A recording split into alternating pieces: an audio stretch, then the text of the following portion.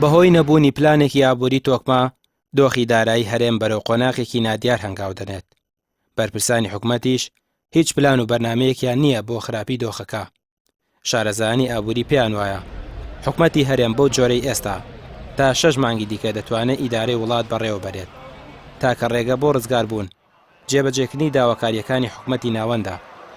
دۆخی ئابووری هەرێمی کوردستان لەگەڵ عێراق هاتوانین بڵێن ئێستا ئەگەر ڕێکەوتن بکرێت تا 7 مانگ 8 مانگی تریش دەتوانێت ئیداری ئەم مۆزعە بدرێت لە دۆخێکی زۆر خراپەیە، چونکە ئێمە هیچ سەرچاوەیەکی ترمان نییە، تەنها یەک سەرچاوە هەیە کە غەیری نەوت، ئەویش ئێمە سەرچاوەیەکە کە بەڕاستی هەر لە ئەوڵەوە بە مردووی با بڵین نێژراوە سەرچاوی سێکتەری کشت و کاڵە.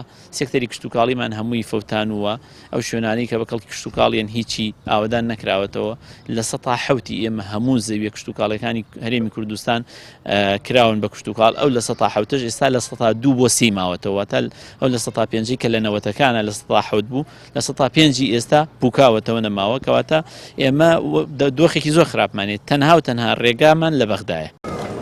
پلانی ئابووری سربەخۆی بەرپرسانی هەرێم شکستی هێناوت.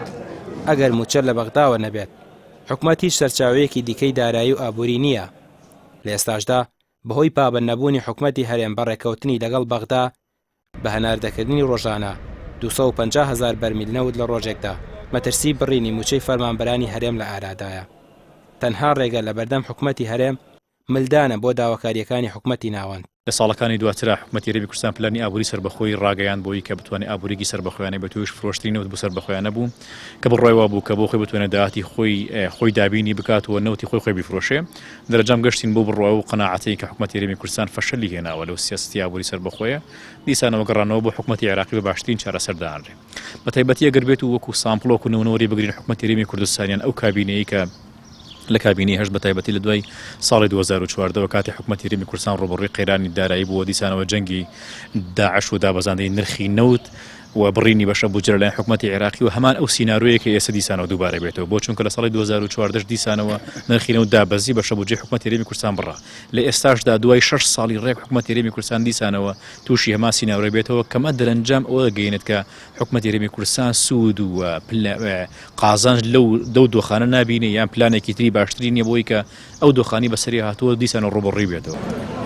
بەڕای شارەزایانی ئابووری لە سەرەتای دامەزراندنی یەکەم کابینەی حکوومەتی هەرێم بوو تا کۆتا کابینەش حکوومەت پلان و بەرنمەیەکی تۆکمەی نەبووە بۆ بەهێزکردنی ئابووری هەرێم تاکە سەرچاوەی دارایی نەوت بووە، بەڵام نەوت و پلانی ئابووری سربەخۆ بوو بە مای خۆشگوزەرانی بۆ هەندێک لایەنی سیاسی و بەڵایەکیش بوو بۆ هاوڵاتی فەرمانبەران و موچەخۆرانی هەرێم.